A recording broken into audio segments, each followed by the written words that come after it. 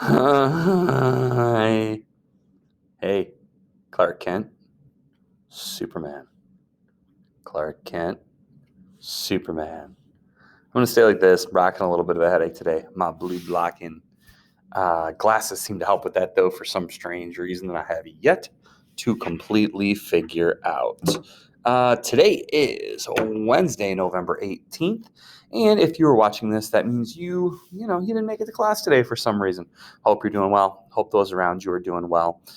Today's the first day of our Dane County order that's a little bit more restrictive on social gatherings and is going to delay our winter sports seasons a little bit. So, make sure you're taking good care of yourself, doing the things you should do your part. I know you may not agree with this, but I'd like to think that they're trying to do something that's for the good of us all. It's frustrating though. I understand. We all want a little bit of normal.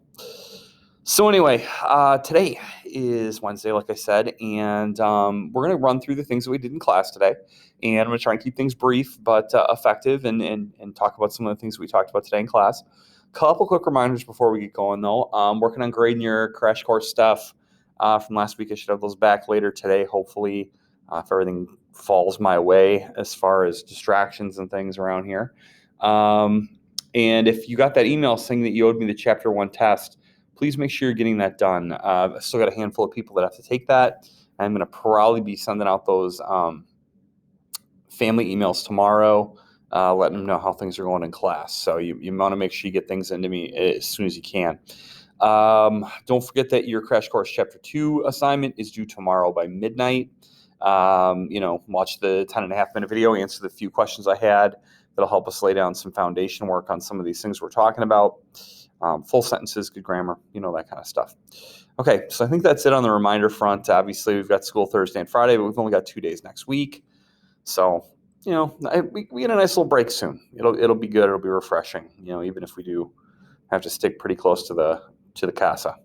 All right, so discussion points today. What we're going to talk about psychology as a science, a little deeper into an idea that we raised during the first chapter about why psychology is a science and kind of some of the things that make it even more scientific than what we talked about. Then we're going to talk a little bit about placebos and the placebo effect, because as we go into experimentation, I want you guys to understand that how they can be used in testing. And then if there's any other time you had planned for psychology today, work on that crash course assignment, try to get that done. There's a few of you guys that had that done. If you're one of the people that has it done, I appreciate it. It's awesome. Keep cracking on it. Everybody can get it done. Get it in. If you owe me any late work, get that in too. All right, so here we go. Little Dexter's Laboratory to start off the morning. So psychology obviously is a science. We talked about this in the first unit, and if I tried to stress anything to you about it, it's based on theories and the scientific method. And whether psychologists necessarily consider the scientific method in everything that they do, it is definitely at the core of all the testing and test design that we are going to talk about. But without a doubt, those theories are the core of what we do. They're the ideas that we, as psychologists, feel like we have proven, feel like we've identified as things that we can rely on as a baseline for judging and treating human behavior, animal behavior, and the behaviors of any organisms. When we test something, and we think we've come up with a solid result, obviously that gets retested, and once it's proven enough, we've got that theory that we're going to work with. Now, the one problem when we talked about this in the first unit is, I want to reiterate the importance of this point. In psychology, it isn't necessarily a one-size-fits-all approach, though. There's a lot of different reasons why things can happen. There's a lot of different possibilities. And so while theories are at the core, we have to have a little bit of flexibility with how we apply those theories, because, again, there's a million reasons why you blink. There could be thousands of reasons why someone could have post-traumatic stress disorder, PTSD. And so while those theories stay at the core, we also have to be good judges of human behavior and look at all the theories that apply to a situation to try to find what best fits what we're working in. Now, the key concept, the key concept in this unit, I think the thing that, I'll be really honest, we like to, you're in school, you like to think of things in terms of grades.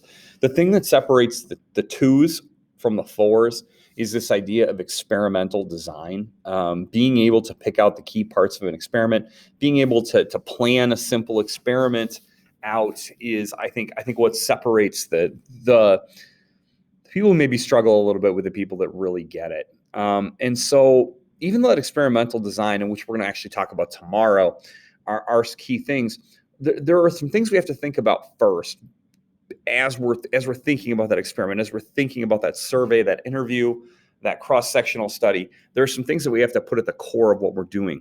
And some of those things I kind of listed here. I think I've listed what I consider to be the big three. Again, I'm teaching the class, so I get to decide. The first idea is the idea of an operational definition. An operational definition basically is it's the terminology we're going to use in our procedure.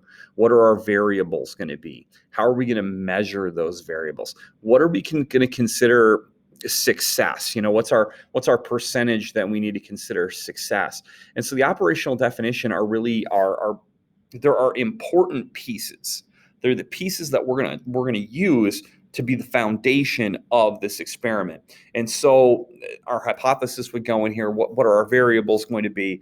Our definition of success, our definition of failure, or I'm sorry, proof versus non-proof.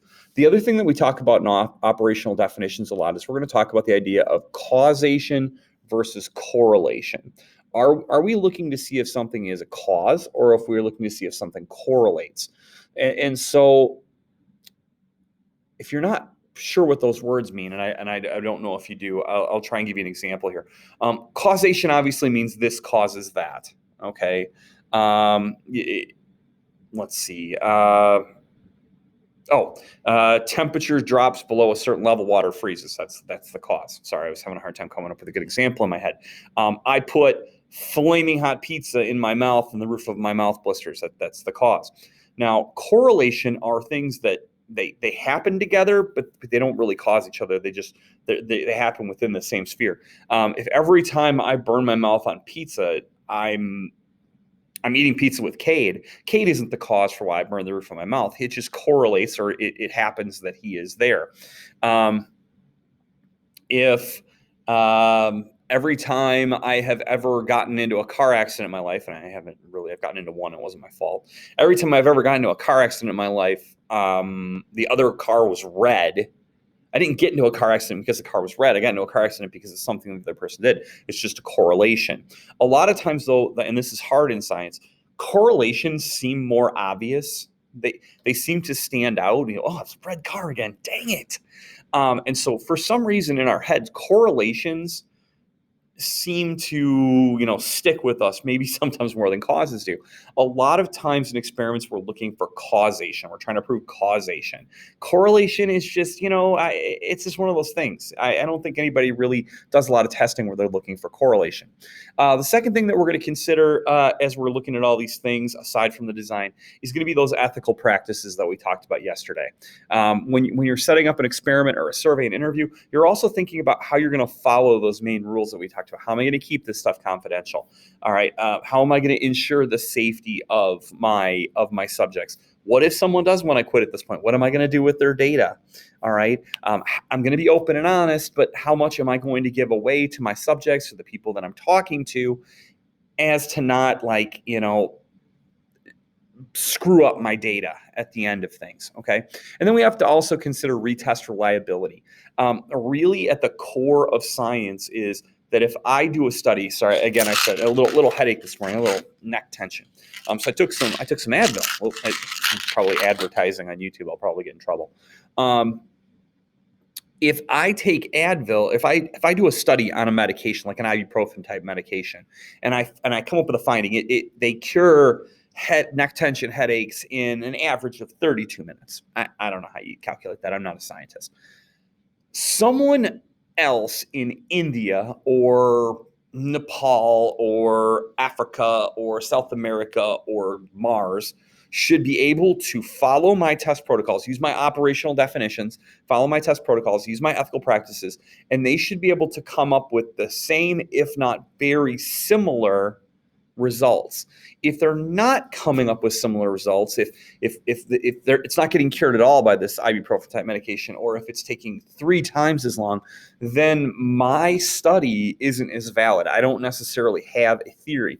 So one of the really important things about science is you got to be able to prove it. You got to be able to prove it. You got to be able to sit down and go, no, this is what I did, and now someone else can do it again if they follow my same procedures. We're gonna have the same or similar result. And so we're looking at experimental design. Those things are at the core of what's going on. Okay. Now, last slide for the day. Homer Simpson. All right, we're going to talk a little bit about placebos. Now, placebos are used in a lot of experiments. Placebos are an important part of what we're doing, and if you don't know what one is, I'll get to it in a second. So some background information to help this make sense a little bit is I kind of looked at statistics from 2016, 2017, 2018, 2019. I don't have any data about this year so far because the numbers aren't out there, but roughly in that time span, especially last year, Americans, and I rounded it, spent about $18 billion on over-the-counter pain relief. That ranged from everything from like sore throat medication, cough drops, Advil, ibuprofen, Tylenol, stuff like that, Motrin, anything you're using over the counter that doesn't include prescription medication or illegal pain relief medications. Okay, I'm not classifying any of that stuff. Now, that's obviously a lot of money. We're investing in things that we believe are helping us feel better when we have that sore throat, when we have that headache, when we have a migraine, when we have achy muscles, or some kind of chronic health issue. And we want to make sure that works. We want to make sure that's money well spent. I'd hate to think that we threw $18 billion at nothing. And so all new pain relievers are put through rigorous scientific tests by the FDA, the Food and Drug Administration. Now, you do have types of things that don't have to be tested by the FDA. For instance, there's a lot of dietary stuff. Some of those ads you see on TV for the things that help build testosterone in men over the age of 40. So like guys like this right here over the age of 40. A lot of those haven't been tested by the FDA. You get some things that like GNC, I think it's General Nutrition Center. They sell like all the protein shakes and stuff like that in the mall. A lot of that stuff hasn't been FDA tested. So we don't actually know if it's effective. We don't know if there are side effects. We don't know for sure exactly what it's doing. We're going off of a claim, but they test all those drugs to see if first of all, are they effective? Second of all, is there a side effect? Okay, side effects are an important part of medication testings and all kinds of testing. We don't want to cure the headache, but cause some other serious health issue, or even cause like a small allergic reaction or something. You have to weigh things. And so when the FDA does those experiments, first of all, they use what are called clinical trials, and clinical trials can come in one of two styles. They can do field studies where the medication is given to clients who go out into the world and go about their regular day, and they take the medication when the situation arises, and they document the results. Uncontrolled environment, millions of variables. What did I eat for lunch? What did I eat for dinner? Am I having a rough day at work? Did I stare too long at my computer screen today? What's the deal? Whoa. Okay. Versus a lab test. Lab tests are going to be in a more controlled environment, like Covance clinical research. They bring you in for a set amount of time, and they have you take the stuff when you don't feel great. I've seen asthma studies where they bring in people into a lab and they have them stay for 2 or 3 weeks. They put them through rigorous physical testing, and they have them use their rescue. I don't have mine. You guys know what a rescue inhaler is. They have them use the inhaler when they feel the need. Lab tests are more controlled. They're more sterile.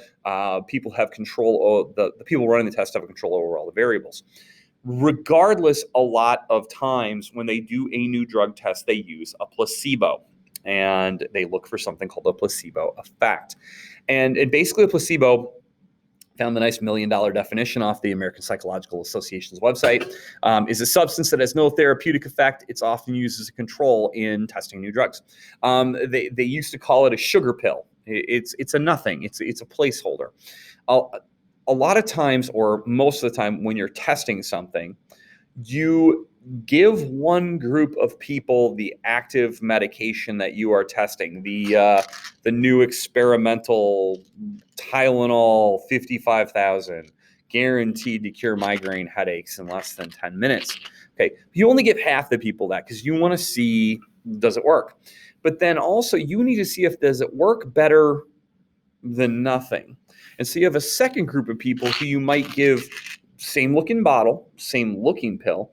Instead of having the active ingredient, though, it might literally be a sugar pill. It might be a mixture of something designed to taste and look the same, but it has no medicinal quality. Theoretically, I could do a study that where I'm trying to prove that eating oranges decreases your chances of getting a common cold. So I'm going to have two test groups. I'm not going to tell them my hypothesis. I'm just going to say, hey, I'm doing a test on the common cold. Again, openness and honesty, and how certain variables impact that. One group I make sure eats 2 oranges a day. They're my experimental group. They're going to eat oranges, eat an orange, eat another orange. This group over here, I'm going to give them apples.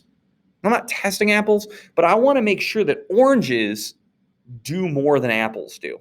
And so the apple in that case would be a placebo. Now, what we found is with something called the placebo effect, sometimes our results get skewed because believing that something is going to help in about 50% sometimes about 50% of the cases, usually the number's lower than that, makes people actually feel better. So believing something is going to help makes somebody feel better. So like take, for instance, migraine headaches. So a lot of migraine headaches are sinus type things.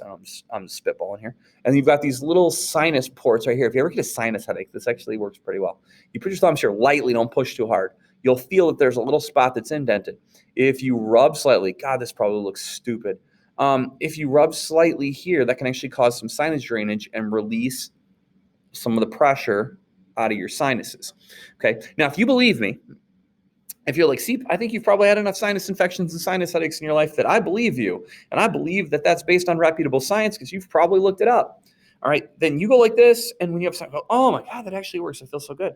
But if you're like, see, you're a friggin' moron, man. You don't know anything. You're literally the stupidest person I know. And aside from being really beautiful, there are no positives about you. You're not going to do this. Or you're going to do it and you're like, idiot, didn't work. All right. So belief plays a role. Now, the problem with that is if we're testing this, okay, and 75% of those people agree that they feel a lot better. Now we're testing, you give the other group a placebo and the same type of thing, and 60% of them say they feel better because they believe they should feel better. What do we do? And that's why we have an operational definition. What are we going to consider success? Now, in the case of the FDA has a standardized operational definition that they use for testing drugs. Last but not least, I just wanted to throw this out there. I thoroughly believe in both of them as medical care, but some people, play such a role in expectation as a cure that if you look at something like acupuncture, where they use small needles, there are people that are like, nope, you're not gumming with me the needle. It's just going to make me hurt more. And so if they went in to see an acupuncturist, they'll say they didn't feel better, but they believe thoroughly in chiropractic care. And so when somebody, adjusts them, sorry, chiropractors out there who may be watching my video, they believe that works. And so belief plays a large role in things. If you think chicken noodle soup helps people with colds feel better, when you eat chicken noodle soup, you're going to say you feel better. If you think that's a bunch of hooey, you're not going to believe that. Okay, so again, today we looked at some basics about psychology as a science. We talked about placebos and the placebo effect. If I was unclear about anything in that placebo thing, just remember, we're using it in a control to make sure that our experiment actually works the way we believe it does. Okay, we're using it that way. And if you have any questions about any of this, please let me know. Work on that assignment that's due tomorrow, and I will see you guys soon, hopefully. Bye-bye.